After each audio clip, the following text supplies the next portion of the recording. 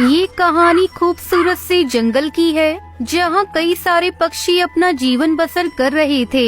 उसी जंगल में टुनटुनी नाम की गरीब चिड़िया जो अपनी बूढ़ी माँ टोनी चिड़िया के साथ एक छोटे से घोंसले में रहती थी। एक दिन टुनटुनी चिड़िया अपनी माँ की दवाई लेने जंगल के एक बंटी कबूतर के पास आती है। वहाँ जंगल के दो छिछोरे पक्षी बाज और कालू कौवा भी खड़े थे। भाई, मेरी माँ की दवाइयाँ खत्म हो गई हैं। क्या मुझे उधार दवाइयाँ दे सकते हैं? मैं आपको थोड़े दिनों में ही पैसे दे दूंगी। क्षमा करना चिड़िया बहन, पर हम किसी को उधार दवाइयाँ नहीं देते। अगर आपके पास पैसे हो तो बोलिए, पर न जाइए यहाँ से चिड़िया बहन। भाई, कुछ गरीब की सहायता कीजिए। थोड़ा तो मुझ पर विश्वास रखिए। मेरी माँ की तबीयत बेहद नासाज है। उन्हें दवाइयों की सख्त जरूरत है। एक बार कहा ना चिड़िया बहन, पैसे हो तो बोलिए, वरना जाइए यहाँ से आप। जैसे यहाँ हजारों पक्षी आते हैं, अगर मैं हर किसी को उधार देने लगा तो मुझे तो अपनी दवाइयों की दुकान बंद करके घोंसले में रहने की नौबत आ जाएगी। फिर चिड़िया निराश होकर वहाँ से चली जाती है। तभी कालू कौवा पास दोनों पक्षी ये सब देख रहे होते हैं। तब तक आप लोग कमेंट में बताएं 17 into 3 कितने होते हैं। बाज भाई, चलो अपना काम शुरू करते हैं। कालू कौवा पास दोनों मिलकर जहरीली दवाइयाँ लेते हैं और टुनटुनी चिड़िया के पास जाते हैं। टुनटुनी चिड़िया उसी रास्ते से ही उड़ती चली जा रही थी। रुकिए रुकिए चिड़िया बहन। अरे, आप दोनों कौन हैं? चिड़िया बहन, जब आप अपनी माँ के लिए उस बंटी कबूतर से दवाइयाँ मांग रही थी, तब हम दोनों वहीं खड़े थे। ये लीजिए आपकी माँ के लिए दवाइयाँ। ये दवाइयाँ हम दोनों ने अपने पैसों से ली हैं और आपको इस दवाई के कोई भी पैसे नहीं देने हैं। ये हमारी ओर से तुम्हारी माँ के लिए हैं। आपका बहुत बहुत धन्यवाद पक्षियों। आपने मुझ गरीब की बड़ी सहायता की है। टुनटुनी चिड़िया भावनाओं में बहकर बिना देखे ही उन दवाइयों को लेकर अपने साथ अपने घोंसले में आ जाती है और आते ही अपनी माँ को वो जहरीली दवाइयाँ खिला देती है। दवाई खाने के बाद ही टूनी चिड़िया की मृत्यु हो जाती है। तभी कालू कौवा बाज जंगल के कुछ पक्षियों को बाहर लेकर आते हैं और टुनटुनी चिड़िया के बारे में सारे पक्षियों को अनगिनत झूठी कहानियाँ बनाकर भड़का देते हैं। हाँ पक्षियों, हम दोनों ने खुद अपनी आँखों से देखा है। इस टुनटुनी चिड़िया ने उस बंटी कबूतर की दुकान से जहरीली दवाइयाँ ली और अपनी माँ को दवाई खिला दी ताकि उसकी माँ इस संसार से चली जाए। अपनी माँ की बीमारी से तंग आकर इस टुनटुनी चिड़िया ने अपनी ही माँ की जान ले ली। ये सब झूठ है पक्षियों। ऐसी चिड़िया वे जंगल में रहना बेहद खतरनाक है। जब ये अपनी माँ की जान ले सकती है तो ये किसी को भी नुकसान पहुँचा सकती है। मैं तो कहता हूँ इस चिड़िया को मार मार कर इस जंगल से बाहर निकाल दो। सारे पक्षी ये बात सुनकर टुनटुनी चिड़िया को मारने लगते हैं। टुनटुनी चिड़िया सारे पक्षियों को समझाने की बहुत कोशिश करती है, लेकिन उसकी बात पर कोई भी पक्षी यकीन नहीं करता और उसे सभी पक्षी मारने लगते हैं। तभी अपनी जान बचाकर टुनटुनी चिड़िया तेजी से उड़ते हुए जाती है और एक आम के पेड़ के ऊपर जाकर छुप जाती है। भाई, वो चिड़िया इसी आम के पेड़ के पास आई है। उसे कैसे भी करके जान से मारना होगा। अगर उसने हमारी सच्चाई किसी को बता दी तो हमारे लेने के देने पड़ जाएंगे। कालू, तू बात तो सही कह रहा है, पर वो चिड़िया कहाँ गायब हो गई? वो इसी आम के पेड़ के अंदर कहीं छुपकर बैठी है। चलो उसे देखते हैं। दोनों पक्षी उस विशाल आम के पेड़ के अंदर जाते हैं और टुनटुनी चिड़िया को तलाश करने लगते हैं। टुनटुनी चिड़िया डाली के पीछे छुपकर बैठ गई थी और कांप रही थी। तभी बाज टुनटुनी चिड़िया को डाली के पीछे देख लेता है। कालू भाई, वो देखिए, वो चिड़िया उस डाली के पीछे छुप कर बैठी है। कालू कौवा बाज दोनों टुनटुनी चिड़िया के पास जाने लगते हैं। तभी वो आम का पेड़ अपनी एक मोटी वाली डाली से कालू कौवे और बाज दोनों की पिटाई करता है। दोनों जोर जोर से चिल्लाने लगते हैं। अरे बाप रे, ये क्या हो गया? ये क्या हो रहा है? अरे बाप रे, अरे बचाओ रे, अरे ये पेड़ कैसे मार रहा है हमें? टुनटुनी चिड़िया ये सब देखकर आश्चर्यचकित हो जाती है। अरे बाप रे, ये आम का पेड़ कैसे इन पक्षियों को मार रहा है? ये सब कैसे हो रहा है? कालू और बाज दोनों और तेजी से वहाँ से भाग जाते हैं। अरे बाप रे, ये आम का पेड़ तो बहुत खतरनाक लग रहा है। इससे पहले कि मुझे भी मारना शुरू कर दे, मुझे यहाँ से निकल जाना चाहिए। तभी वो आम का पेड़ टुनटुनी चिड़िया को आवाज लगाता है। चिड़िया बहन, मुझसे डरने की आवश्यकता नहीं है। मैं तुम्हें कोई नुकसान नहीं पहुंचाऊंगा। मैंने जब देखा कि तुम उन दोनों पक्षियों की वजह से जान बचाकर मेरे अंदर आकर छुप गई थी, ये देखकर मैंने उन दोनों पक्षियों को पीटा ताकि वो यहाँ से भाग जाएं और तुम सुरक्षित रह सको। आपका बहुत बहुत धन्यवाद पेड़ भाई। कम से कम आप तो इस जंगल में है जो मेरे से हमदर्दी कर रहे हैं, वरना जंगल के सारे पक्षी मेरी जान के दुश्मन बन गए हैं। क्यों चिड़िया बहन? तभी टुनटुनी चिड़िया आम के पेड़ को सारी बात विस्तार से बताती है। आम का पेड़ जब टुनटुनी चिड़िया की सारी दास्तां सुनता है तो उसे बड़ा रोना आता है। चिड़िया बहन, आपकी बात सुनकर तो मेरी आंखें ही भर आई। आपके साथ इतना सब हो गया, ये सुनकर बहुत अफसोस हो रहा है। पेड़ भाई, इस जंगल का एक भी पक्षी मेरी बात नहीं सुन रहा। अब मैं क्या करूं? मुझे मेरी माँ की अंतिम विदाई करने का भी अवसर नहीं मिला।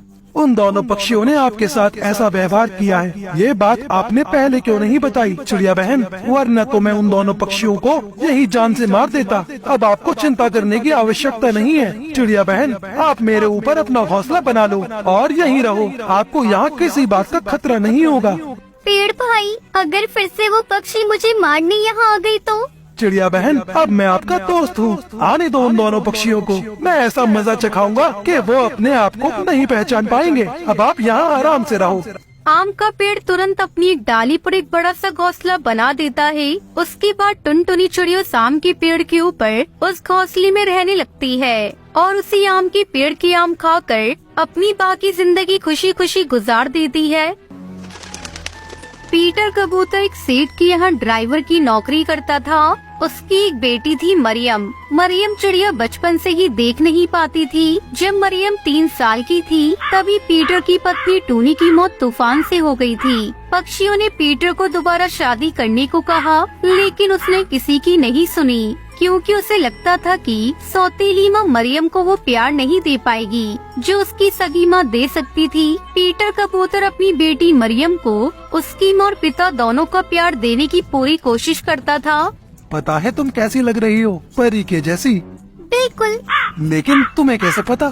क्योंकि ये तो आप मुझे हर दिन बोलते हैं। पापा, काश मैं भी देख पाती तो मुझे पता होता कि परी कैसी दिखती है। मरियम चिड़िया की बात सुनकर पीटर कबूतर की आंख में आंसू आ गई। वो उसे गले से लगा लेता है। पीटर हर दिन मरियम का नाश्ता बनाता, उसे तैयार करता, फिर वो ड्यूटी पर जाता। ये सब करने में उसे कभी कभी देर भी हो जाती, लेकिन उसकी सेठ बहुत अच्छी थी। वो उसकी परेशानी समझते थे, इसलिए उसे कुछ नहीं बोलते थे। क्रिसमस के कुछ दिन पहले की बात है। सेठ जी कुछ दिनों के लिए विदेश गए हुए थे।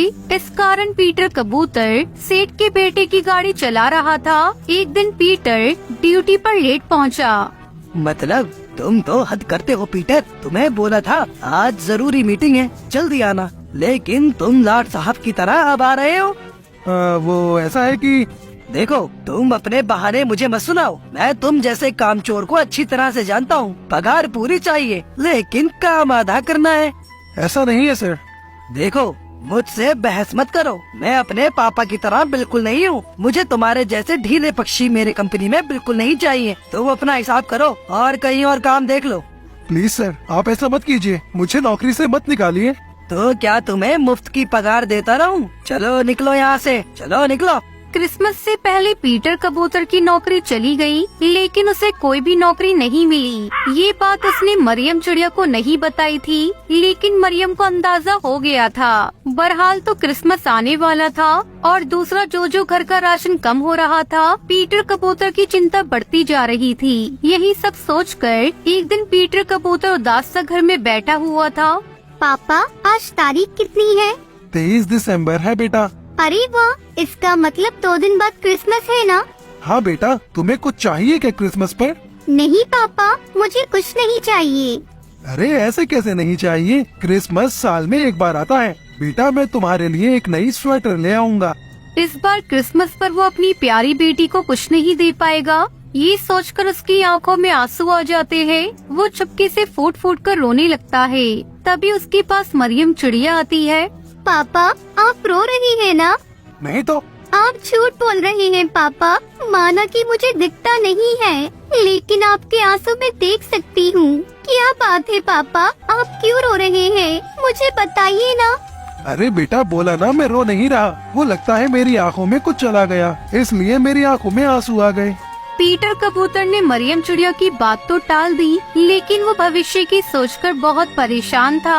अगले दिन उसने फिर से नौकरी की तलाश शुरू की, लेकिन उस दिन भी उसके हाथ निराशा लगी। शाम को जब वो घर लौट रहा था तो पूरा मार्केट क्रिसमस के खिलौने, ट्री, केक और नए नए कपड़ों से भरा हुआ था। क्या जीजस, कैसी किस्मत बनाई है आपने मेरी। कल क्रिसमस है, लेकिन ना तो कोई खिलौना, न कपड़े, न क्रिसमस ट्री और न ही केक अपनी बिटिया के लिए ले जा पा रहा हूँ। पीटर कबूतर यही सब सोचते हुए एक दुकान के आगे से गुजर रहा था। तभी उसे चोर चोर की आवाज मार्केट से आई। तभी एक पक्षी जिसके हाथ में बड़ा सा बैग था, वो उड़ता हुआ पीटर के पास आया और उसके पास ही वो बैग छोड़कर भाग गया। पीटर कबूतर जब तक कुछ समझता, पक्षियों की भीड़ उसके पास आई और उसे ही चोर समझकर पकड़ लिया। मारो जल्दी से पुलिस को फोन करो।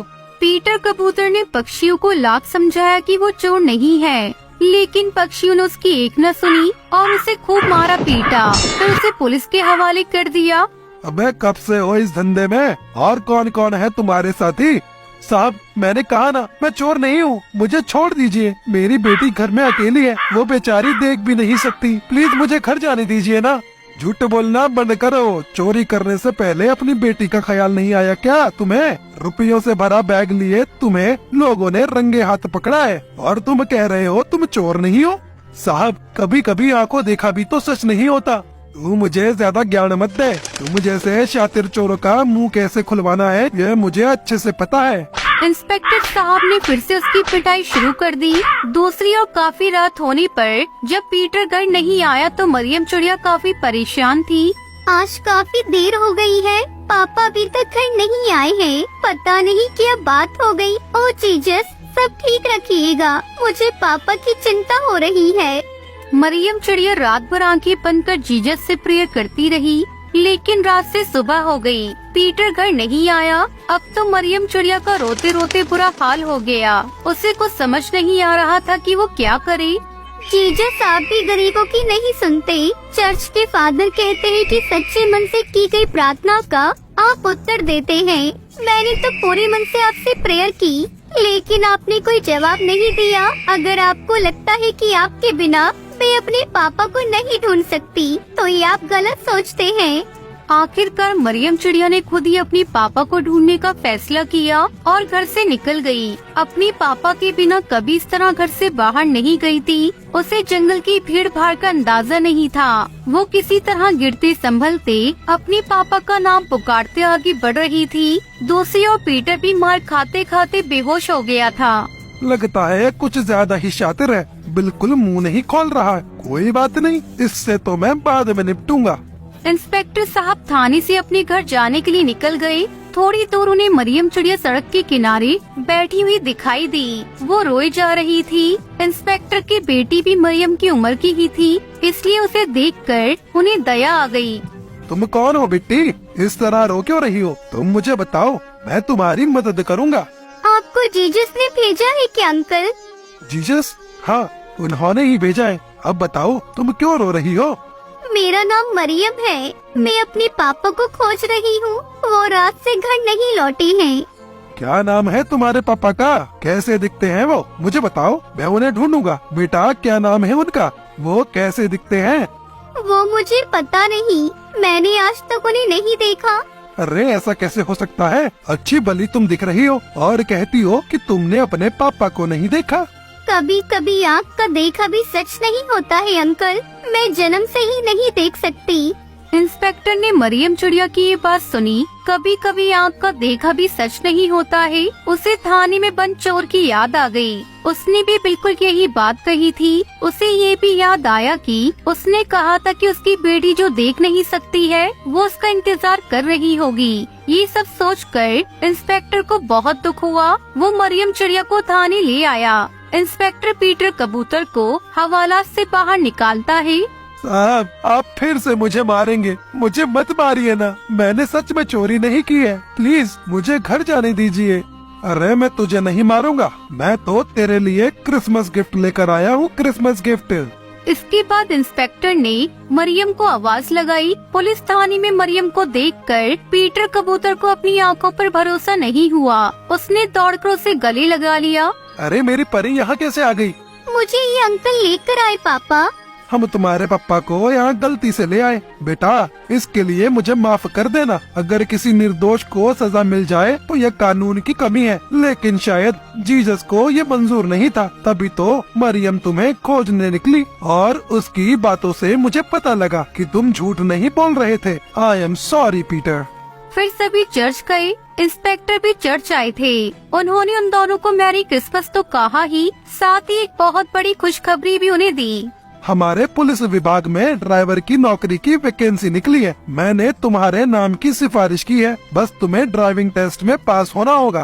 पीटर कबूतर ने ड्राइविंग टेस्ट पास कर लिया। अब वो पुलिस विभाग में ड्राइवर की पद पर काम करता है। इस क्रिसमस उसे ऐसा गिफ्ट मिला जो वो अपनी पूरी जिंदगी नहीं भूल सकता।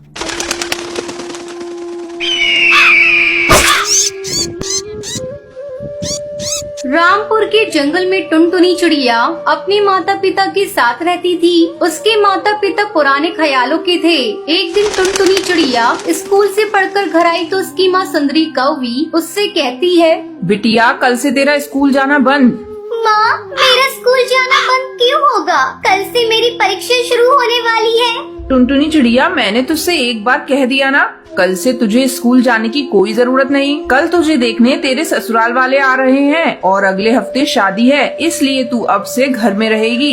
लेकिन माँ, अभी तो मैं बहुत छोटी हूँ। आप लोग मेरी शादी करना क्यों चाहते हैं? मुझे अभी शादी नहीं करनी, मुझे तो पढ़ना है। अरे करमजली, जरा धीरे बोल। तेरे पिताजी ने अगर सुन लिया तो तेरे टुकड़े टुकड़े करके फेंक देंगे। अब जाकर जल्दी से हाथ मुंह धो ले। मैं तेरे लिए भोजन परोस रही हूँ। आज मैंने तेरी मनपसंद की पनीर की सब्जी और रोटी बनाई है।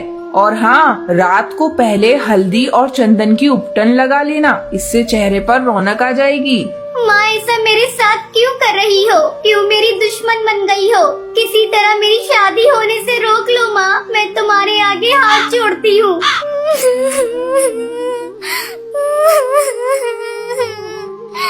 टुनटुनी चिड़िया रोए जा रही थी। तभी वहाँ टुनटुनी चिड़िया के पिता कड़कनाथ सेठ आ जाता है। टुनटुनी चिड़िया उसके पास जाती है। पिताजी, आप मेरी शादी क्यों कर रहे हैं? मुझे अभी पढ़ना है। टुनटुनी चिड़िया, तू कान खोलकर सुन ले, शादी तो होकर रहेगी। लेकिन पिताजी, बाल विवाह तो कानूनन जुर्म है। अगर पुलिस को पता चल गया तो आप सबको जेल हो जाएगी। कमबख्त, तू अपनी बकवास बंद कर। बाल विवाह हमारे जंगल की प्रथा है, इसे कोई नहीं बंद करा सकता, कानून भी नहीं। सुंदरी कौवी, इसे ले जाओ और कमरे में बंद कर दो। मैं मेहमानों के सामने कोई तमाशा नहीं देख सकता।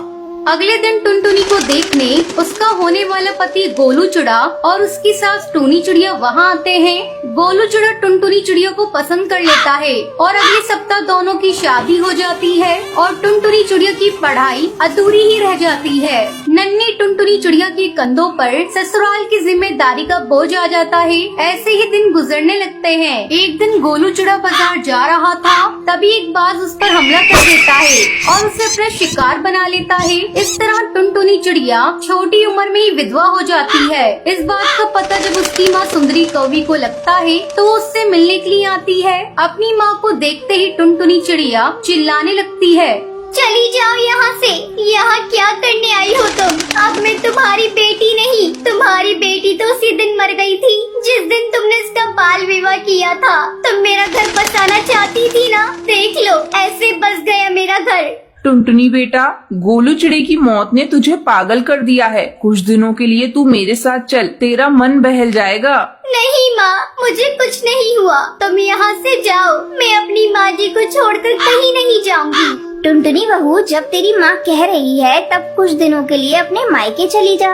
नहीं माँ जी, मैं अपनी अधूरी पढ़ाई अब पूरी करूँगी और घर घर जाकर पक्षियों को समझाऊंगी कि वो अपनी बेटियों का बाल विवाह ना करें। लेकिन बहू, तेरी बातों को पक्षी नहीं मानेंगे क्योंकि बाल विवाह इस जंगल का एक रिवाज है। माँ जी, मैं पक्षियों को समझाने में अपनी जी जान लगा दूंगी। मैं उनसे कहूँगी कि वो पहले अपनी बेटियों को पढ़ लिख कर अपने पैरों पर खड़ा होने दे, फिर उनका विवाह करें। ठीक है बहू, तू जैसा ठीक समझे वैसा कर। अगले दिन से टुनटुनी चिड़िया अपनी अधूरी पढ़ाई को पूरी करने के लिए स्कूल जाने लगती है और स्कूल की छुट्टी होने के बाद टुनटुनी चिड़िया पक्षियों के घर जाती और उन्हें समझाती कि वो अपनी बच्चियों का बाल विवाह ना करें। धीरे धीरे टुनटुनी चिड़िया की बातों का असर जंगल के पक्षियों पर होने लगा। अब जंगल के पक्षी अपनी बच्चियों को पढ़ाने लगे। ये सब देखकर टुनटुनी चिड़िया बहुत खुश होती है और खुशी खुशी अपनी सास टोनी चिड़िया के साथ रहने लगती है।